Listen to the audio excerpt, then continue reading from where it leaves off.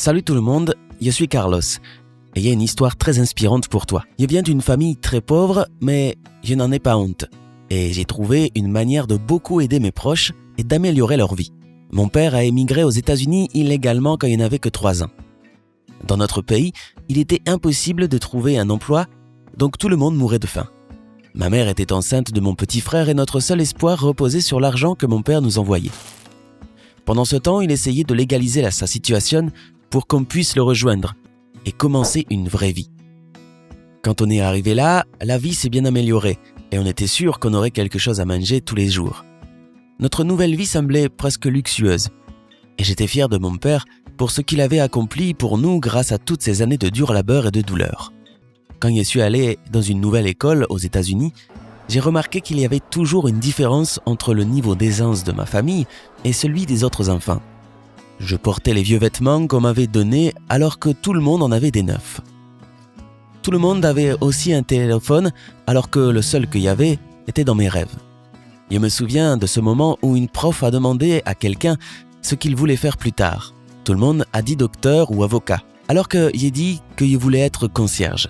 La prof a commencé à me réprimander en me disant que je devais être plus ambitieux et aspirer au meilleur. Tout le monde se moquait de moi. J'étais super gêné et triste. J'ai répondu tout bas que je voulais être concierge comme mon père. Mes camarades ont trouvé ça drôle et ils m'ont même surnommé le concierge. Nous étions une grande famille. On était 5 frères et sœurs et j'étais le plus vieux. Ma mère ne travaillait pas car elle devait s'occuper des enfants et le salaire de mon père n'était pas suffisant pour faire vivre tout le monde. Alors, dès mon plus jeune âge, j'ai travaillé après l'école et pendant les vacances scolaires à tondre la pelouse des voisins, faire le ménage, promener les chiens, des trucs comme ça. S'il y avait de la chance, je pouvais gagner une jolie somme. Je ramenais tout l'argent que je gagnais à la maison et il était ajouté au budget commun.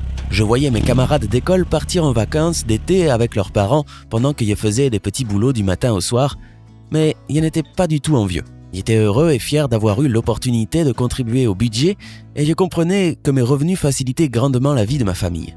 La chose importante était qu'on s'aimait et se soutenait tous. Bien sûr, tu ne peux pas passer ta vie à travailler. Il y avait ma passion, la musique. Je n'étais pas très populaire à l'école et c'était assez déprimant d'être isolé de tout le monde. La musique était mon refuge. Ce que j'aimais le plus, c'était jouer de la trompette. Ma prof de musique m'aimait beaucoup et elle était convaincue qu'il y avait du talent. Elle m'a même donné des cours particuliers gratuitement pour m'aider à m'améliorer. J'étais soliste dans l'orchestre de l'école et j'en étais très fier. Je m'imaginais plus tard être un travailleur modeste et peut-être jouer dans un groupe le soir. Et c'est tout ce dont il y avait besoin pour vivre. Pourtant, il s'est avéré que la vie avait prévu autre chose pour moi. Ma prof de musique a organisé une audition pour moi dans une école de musique très prestigieuse où je pourrais être diplômé après avoir fini l'école. Je n'avais pas très envie d'y aller car je savais que ma famille ne pouvait pas se le permettre. Ça n'avait donc aucun sens d'y aller. Mais elle me dit que parfois la vie te fait des surprises. Je devais y aller et ne pas la décevoir. Pendant l'audition, ils m'ont demandé d'improviser et d'un coup, toute ma nervosité s'est envolée avec la musique. Je pensais à mes parents et à mes frères et sœurs et j'essayais de rendre ce sentiment chaleureux dans la musique. Le résultat était impressionnant. On dirait que je les avais tous épatés. Ils m'ont dit que j'aurais la réponse dans quelques jours et je suis rentré sans trop d'espoir. Pourtant, j'ai reçu un appel avec une proposition qui représentait le bonheur parfait. Entrer dans l'école sans frais de scolarité et même avec une petite bourse. Je ne pensais pas avoir un talent énorme et pourtant, ils semblaient tous croire le contraire. Mais j'ai dû refuser. Ils se sont dit qu'il y avait une erreur, mais j'ai vraiment refusé après avoir passé du temps à réfléchir. Ma famille a besoin de moi, j'ai expliqué, et je ne peux pas les laisser tomber. Je gagne de l'argent et sans ça, leur vie serait bien plus dure. J'ai besoin d'aider, et dès que je finis l'école, je devrais travailler à temps plein. Ils m'ont demandé de ne pas refuser immédiatement, d'en parler avec mes parents et d'écouter leur opinion. J'ai parlé de cet appel à mes parents et leur ai fièrement fait part de ma décision. Mon père m'a regardé d'une manière bizarre et m'a demandé « Hiro, est-ce que tu es bête ?»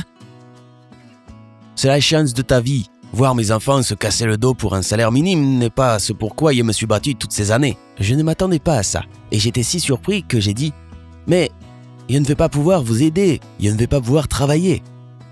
Oh écoute, nous sommes adultes, on trouvera quelque chose. On ne meurt tout de même pas de faim. Aujourd'hui, je vais passer mon bac et mon école m'attend. J'ai vraiment hâte. Je fais de la musique sans arrêt et je travaille aussi beaucoup pour aider encore un peu avant de partir. Un futur lumineux m'attend et c'est grâce à mon père.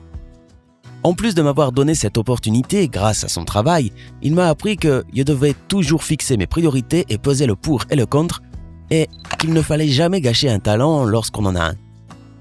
Je suis certain que je serai l'étudiant le plus motivé du monde, car quand je commencerai à travailler comme musicien professionnel, je pourrai donner en retour tout le soutien que j'ai reçu de ma famille et qui m'a aidé à réaliser mon rêve.